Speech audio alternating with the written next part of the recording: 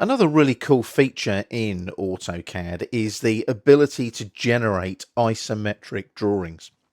Now, an isometric drawing uses a setting of a 30-degree angle or a 60-degree angle to generate what looks like a 3D object. It's not, it's a 2D isometric representation of a 3D object.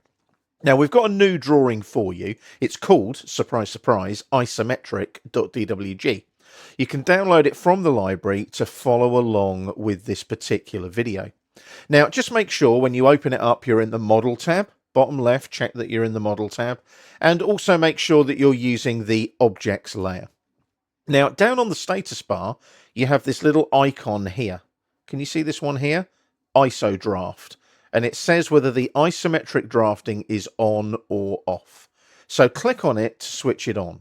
And then what you'll notice is your crosshairs change in accordance with your ISODRAFT setting. So if I now click on the flyout arrow here, I can set the ISO plane to left, top, or right. Set the ISO plane to left, first of all.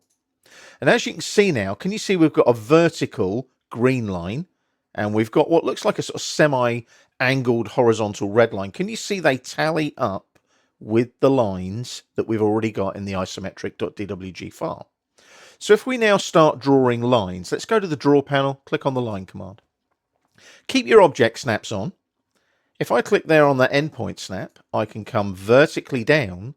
But notice, if I hover here and use my object snap tracking, can you see it tracks isometrically to there? So when I get the intersection and click there, I've got an isometric line. I go to there, click there, right click, enter to finish. I've drawn the isometric side of my rectangular isometric drawing.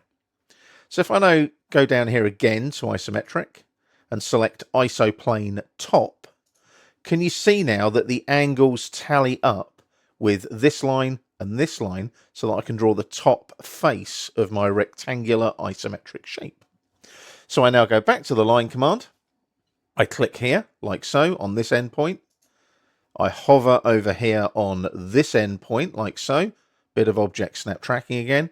And as I come out, can you see it automatically angles it for me? There's the intersection, left click.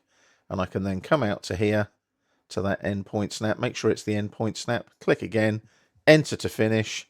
Job done. There's my isometric drawing done using those isometric tools in the ISODRAFT settings down here on the status bar. And then when you're done, you just turn those off and your crosshair goes back to normal.